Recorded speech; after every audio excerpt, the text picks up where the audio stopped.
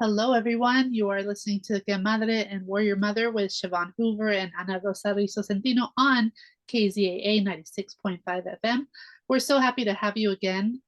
And today we're talking about women's labor because it was just May Day on Monday.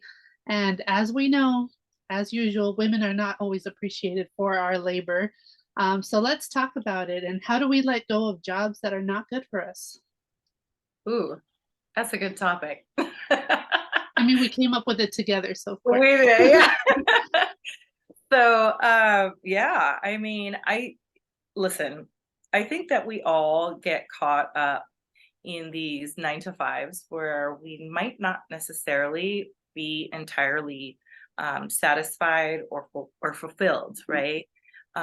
We go in, you dislike your coworkers, you don't like your boss. This is a story that I often hear over and over again. And I find that there's a lot of fear wrapped up in finding something else or finding something that's more gratifying for your soul, something that would fuel your passion. So there have been times where I've been asked, I was in sales for a really long time before I kind of started doing my own thing. But it does take a level of kind of like bravery. I was going to say something else like, "Well, pump it, let it go."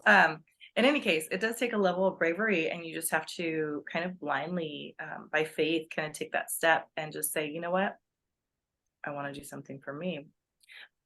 But how do we get to that point, right? If you are in your 9 to 5, you don't like the actual work you're doing, you just like your coworkers, your boss is mean to you, and it's just unsatisfying.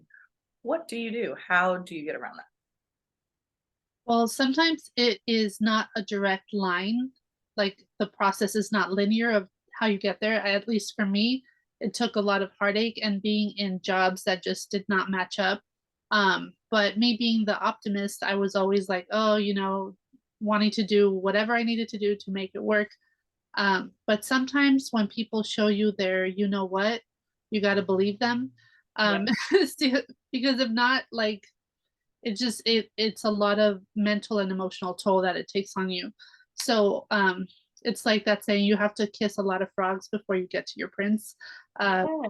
that's how it was for me. Like now I'm in my dream job that I absolutely love, where I get to work with people who respect me, who I respect back, and like want to create a future where everyone is included.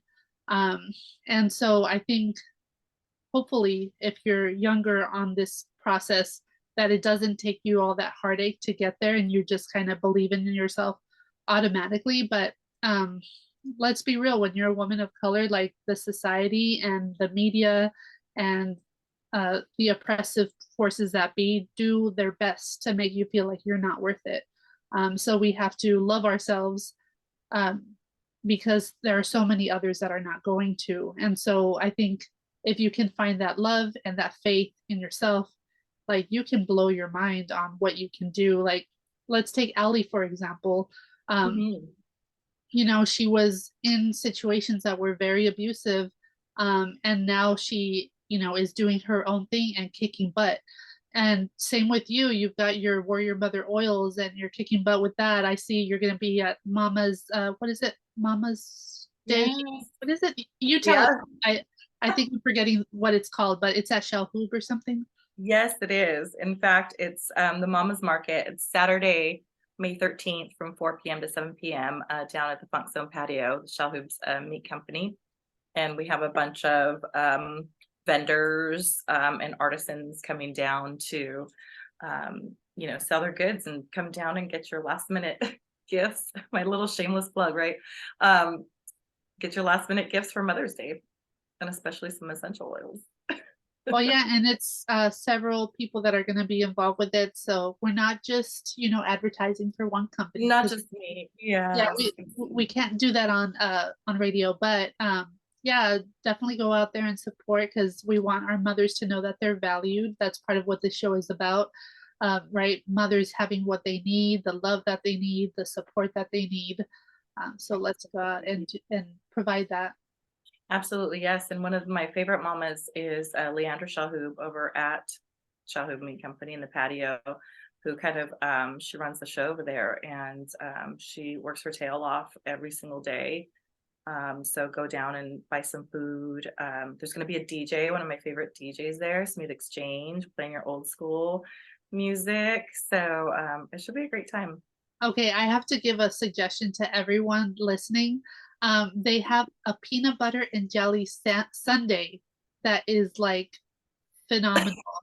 Um, I have not tasted something that good in a while, and I just kind of ordered it by chance because I wasn't hungry enough for a full meal. So I'm like, let me try this, and it was so good. Ooh, yeah, I haven't tried it yet, but they also have those. All of their desserts are good, but they're it's a horchata Rice Krispie treat. What? It is so good. It's like every single time I have a bite, I'm like, maybe I'll just have another little bite. Maybe just a little bit more.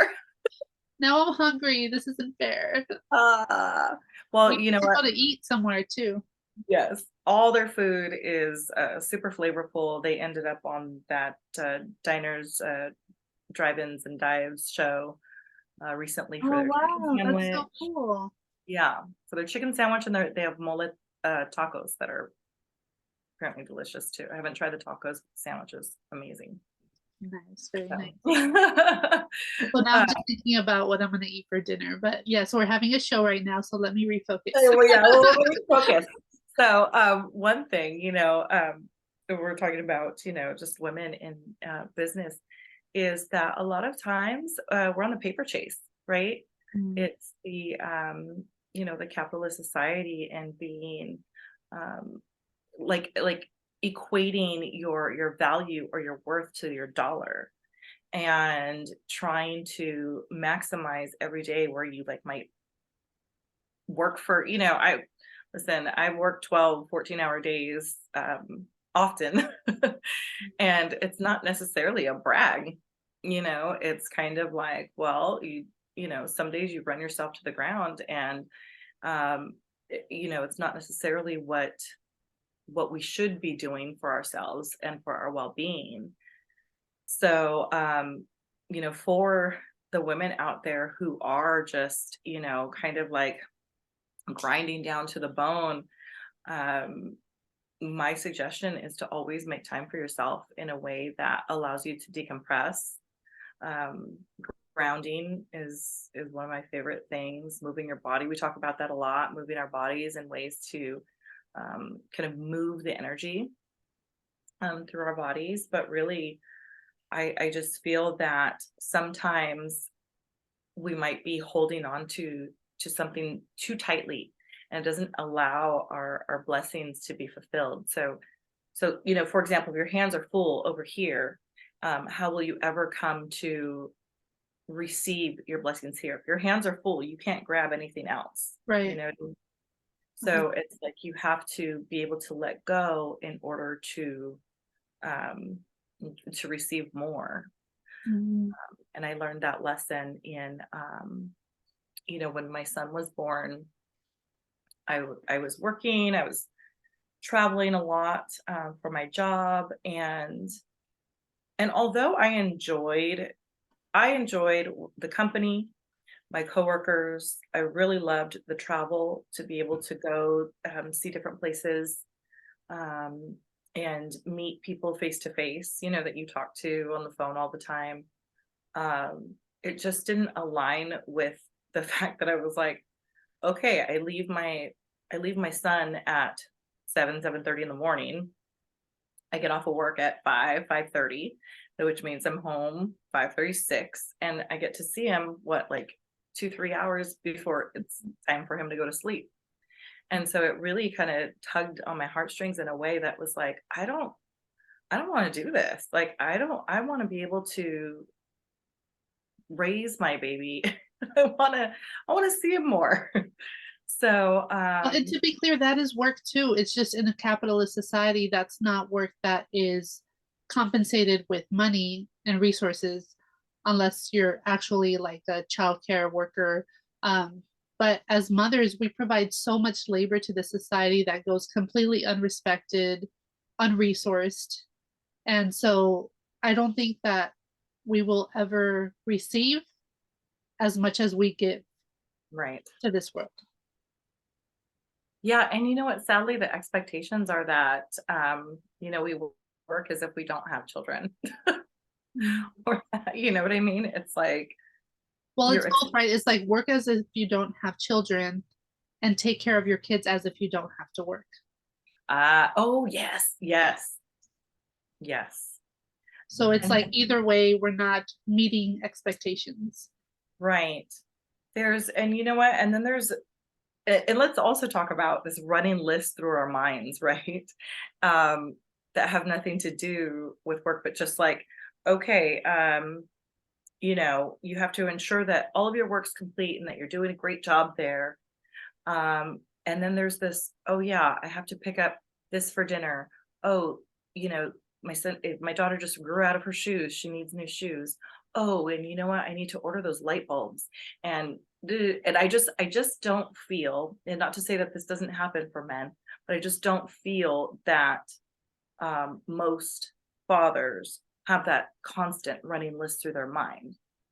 And perhaps it looks a little different. I do not want to discredit the good dads out there.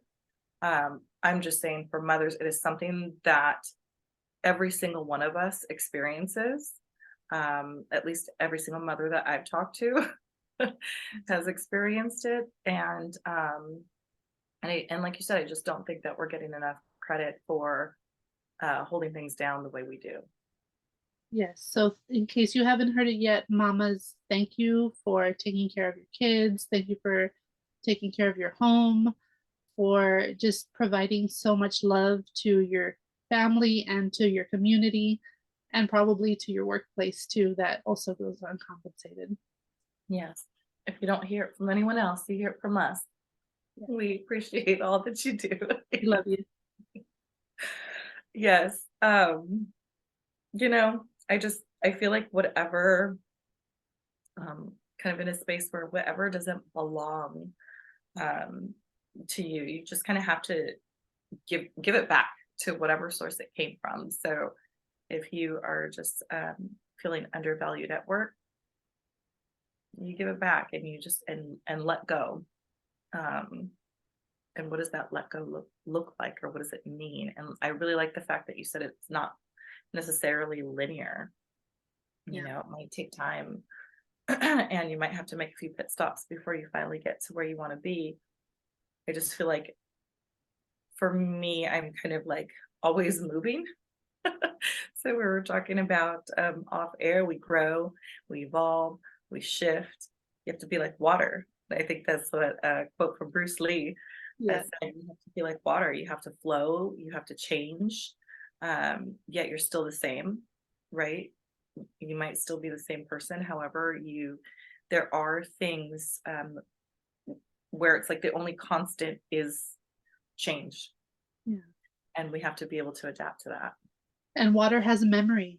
So when people do you wrong, don't go back to those streams. Definitely don't give it back. The sadness, the uncertainty, the insecurities, the feelings of inadequacy, like you just give that all back to whoever planted that little seed. And instead you just it's like you take your rightful place um in the sun and just bask in the light and then the warmth. It's good for uh, you to shine. yeah, own it, embrace it, appreciate it, um enjoying all the parts of you.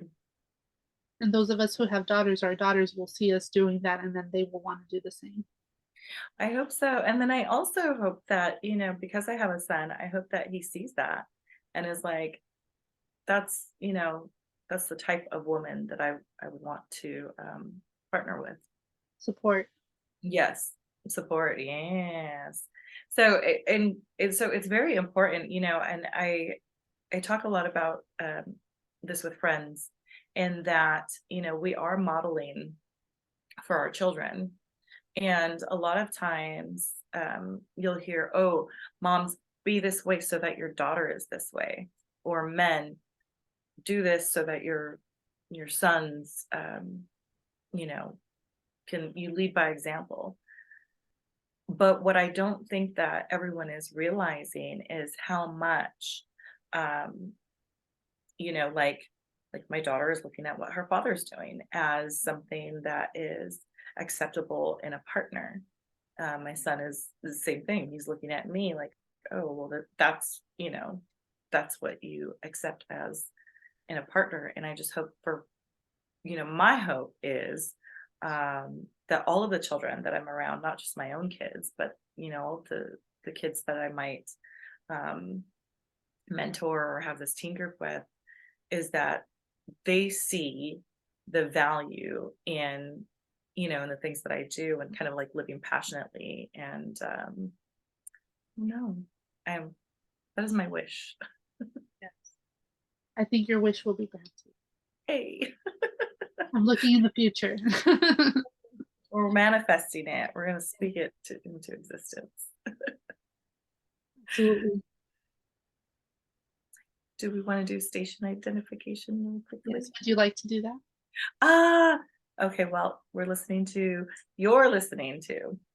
Que Madre Radio with Ana Rosa Rizzo Santino. I'm Siobhan Hoover with Warrior Mother, and today we are talking about women in labor, letting go, evolving, being like water. What else? Modeling for our community, what we want to manifest, both with our daughters and our sons. Yes, yes. So, what would you say for anybody who's listening right now? What would you say to them if they say, "What is the first step in letting go?" If they are really unhappy with our system, our system being like our capitalist society. We were talking about like the Met Gala, and the fashion, it's like such a show, right? It's such a dramatization. Well, I mean, the one thing that I like about it is like it's abundance, right? And it's like rich people are not the only ones that should have abundance. And those of us in working class communities, we have a lot of abundance that we don't recognize, whether it be in nature, whether it be the skills within our community. Um, like I just saw a meme today that said, imagine who you are outside of capitalism and all the things you would be doing if you didn't have to pay $2,000, $3,000 for the rent, for your car note, for everything. Like, what do you find joy in? Because that's part of too when we're looking at climate change and climate justice, and what our role can be in fighting climate change and leading to a green future. Is like, what is your joy? What is your pleasure that you do that it brings you a smile, and do that, because that will amplify when people see you joyful and doing what makes you happy. Other people will want to do the same, versus if we all think that we're just cogs in a machine, then that's all that's going to be replicated. But we're not cogs in a machine. We are like the universe in ecstatic motion. We are stars. We are stardust, and that we didn't get here by an accident. It's not, a coincidence. We're here because we each have a purpose, and only you can be you. And that's your greatest strength. So be you to the maximum degree that you can, and other people will hopefully also reflect that, because you being free to be you helps other people to be free to be them. Ooh wee. Speak on it, girl. Well, you know what is one of my favorite questions to ask people is, what would you do if, like, what would you do with your day if money were not an issue? If you could do anything in this world and money weren't an issue, what would you do with your days? I'd be on the beach every day.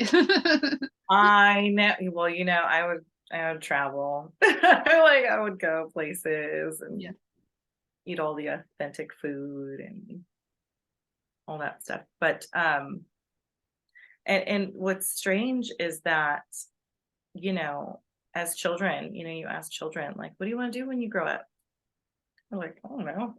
You know, some kids have answers, or we have a cousin who has always wanted to be a fireman, always. And when he grew up, he was a fireman. Um, but that's rare. I feel like that's very rare. I feel like you have to try things um, to see what you like and what you don't like. I knew that I wanted to work with people at some point, and so initially, it's like, ooh, social work, and that work is heavy on the heart. It's very heavy on the heart, and I was not um, emotionally prepared for that line of work. I'm like, oh, I want to work with people. Well, in everything that you do, mostly you work with people. Um, so when people, if that question were directed back at me, it's like, well, I'd kind of be doing what I'm doing now. I kind of, you know, you're living the dream. And even though you didn't know that when you were a kid, you still ended up there. Yes. Yeah. And when, all sorts of ways, um, no, I want to be a teacher. Oh, I want to work with kids. A preschool program that I really absolutely still love. I would still love to do that. COVID kind of threw a monkey wrench in that. Um, but yeah, I would do essential oils and work with team groups and empower women through strength training. And, it's like all the things that I'm doing to do nonprofit work for Being on the radio. underserved communities and be on the radio. See? Wow. Gratitude, gratitude, You ain't no gratitude. slouch. Yeah. Definitely not. Oh man. But again, like I said, some days are super long, and I don't think that it's a brag when I say, "Oh, I had a, you know, 14-hour day today." It's like, it sounds like, "Oh, you're so busy and you do it all and wear the hats." And it's like, yes, but it is a grind, Um, trying to survive somehow in Santa Barbara. It's so hard in this area. It's so expensive to live here. Yeah. Yeah, it's just really heartbreaking when you see how many homeless people there are, in this area. And then you talk about climate change, and people hardly ever talk about houseless people. But houseless people are the first to face the impacts because what happens when there's a flood, as it is, they're lucky if they have tents. Um, what happens if there's a fire? All of these things, like as it is, we're all vulnerable, but especially houseless communities.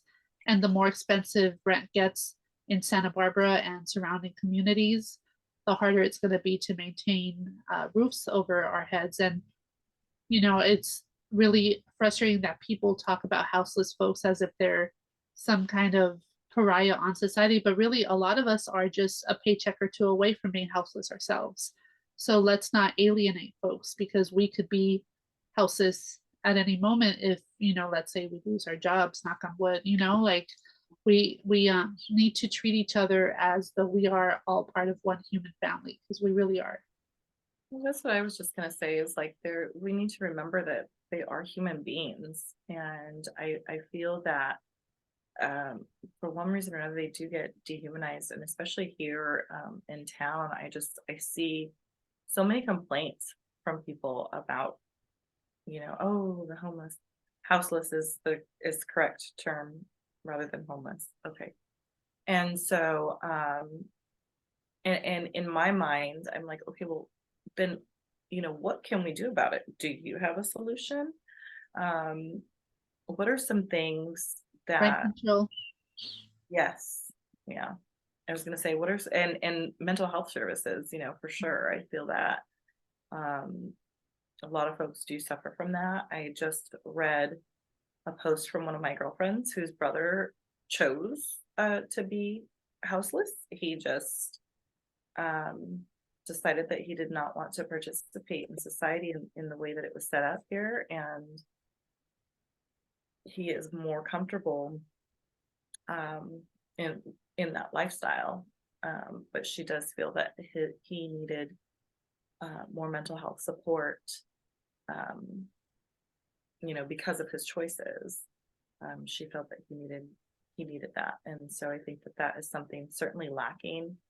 Um, I know there's a lot of stigma around mental health support in certain communities, and in certain cultures, but I'm a big proponent of getting the help that you need, and there's nothing wrong with it. When you need support, there's nothing wrong with asking for it. Yeah, I mean, that mental health support would need to be amplified for everybody, I would say, because it is so stigmatized, like in certain cultures, let's say the Chicanx culture, what do they say? Estás loca, if you need therapy. But no, it's everybody pretty much needs therapy, let's be real. The Right. question is it accessible? Because a lot of insurance doesn't cover it or don't cover the practitioners that people want to see. Um, and then for practitioners themselves, it takes a lot more hoops to be able to, go through insurance. So um, it's something that we need to talk about more. And I'm so glad that you're working with teen girls to help with their mental and emotional health, because that's definitely a population that needs that support. Mhm. Yeah, initially it was more so just like I just wanted to be someone that I needed at that age, to offer these little life hacks or tools for coping with stress, anxiety. Um, when you're a teenager, you're trying to figure out who you are, trying to sometimes fit in when you feel that you don't, and um, so really celebrating uniqueness. And one thing that I would like to see more is, um, the mental health. I don't know, like curriculum in schools. I know that my daughter's school, they currently kind of go through a curriculum about anxiety, depression, um, ADHD. They kind of talk about these topics. Um, and personally, I would revamp the whole school system. I just think that we're not learning enough life skills and things that we actually need to be learning. But Well, it and just, also trades, right? It's like yes, not everybody actually wants to go to a university. Some people want to learn trades, and trades are also well compensated, especially if you're part of a union. Uh, and we need folks to be in trades. So let's give people the choices to go whichever direction that they feel called to, because you're not only a success if you go to university. absolutely, yes. Yes, I'm a fan of that. I think that, school teaches obedience. It teaches you, okay, here's the line, get in the line, and then you're gonna finish school, and then you're gonna go to university, and then you're gonna find your spouse, and then you're gonna get married, and then you're gonna have a baby, and it's like all these things. It's like follow this line. Um, and some people don't work like that. I certainly did not. Yeah, I think schools that don't teach kids to be critical thinkers are failures, because we need to be critical thinkers in this world, because there's so much, especially for those of us who are people of color, that is skewed against us. So we can't just be conformists and say we're going to go by X, Y, and Z rules, because some of those rules don't make sense for us. Absolutely. I'm so glad you said that. Yeah, conformist is right. And I have students and who are just like, what if I don't want to go to school? What if I don't want to, and I always tell them like, you can do a couple of years in junior college and see what you might want to get into. Um, some are artists, and I'm like, "Hey, you can go to school and like learn more techniques, or learn how to monetize it." But again, it's like there's something for everyone out there, that's for sure. And really kind of following what your intuition tells you as to which direction you should go. I don't think that we should put pressure on any which way. Like, they want to go to school, they can go to school. If they want to start their business, and get into a trade, I think that that's perfectly fine. I just don't feel that we should be applying pressure to anyone as to what they should do with their lives. Well, there's just so much pressure associated to the K through 12 system, especially with standardized testing. It's like standardized Well, testing does not prove how smart you are, and it just says you can take a test, which is not the same thing. it's regurgitating information, and I just feel like in this information age, like everybody has a phone, um you have access to anything that you want to know. And so the idea of memorizing information just to, take a test, it just really grinds my gears. It's like, why are we wasting time on this? But again, it's to teach obedience. And I know that there are some really good teachers out there. Um, we appreciate you guys for all the hard work that you do. Yes, so many good teachers. I remember all of my elementary school teachers' names. They were such good teachers and a big part of why I am as community oriented as I am. So thank you, teachers. You do a thankless job for very little money, which needs to change too. That's the other part that we need to change is how much compensation teachers get. And actually everyone who works at schools, other Yeah, than the administration. absolutely. Yes. I mean, if you think about it, if you were to hire someone to stay with your child for, what is it, 6 hours a day, what would you pay? What would that look like?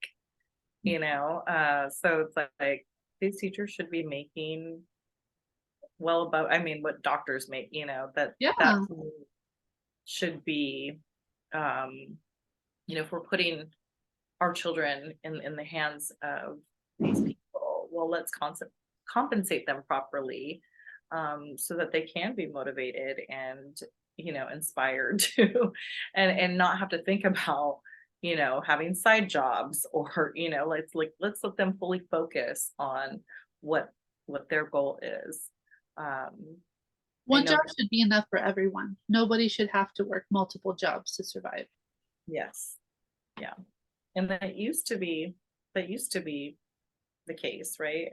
There were families who, like, the father worked and mom stayed home, took care of the kids, and everybody had whatever they needed, and you know and that just doesn't happen now. Not as much as it used to, at least. Yeah, whichever parent wants to go out and work. But yeah, that's hard to have both parents out in the workforce and not able to be there. For the Yeah, kids I know, growing up, I rarely saw my parents because they were always working. yeah, and that was kind of the same for me, but somehow, I still feel like, we spent a lot of time together. you know I still feel that, um we were able to somehow make it, again, in Santa Barbara. um but also we had family around us, and that would offer the support that we needed.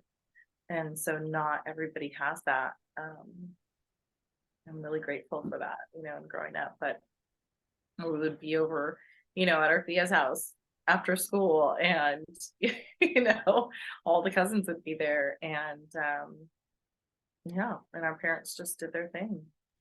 Well, that's the key, right? Is the saying of it takes a village. But I think capitalism makes us think that we're all in this alone.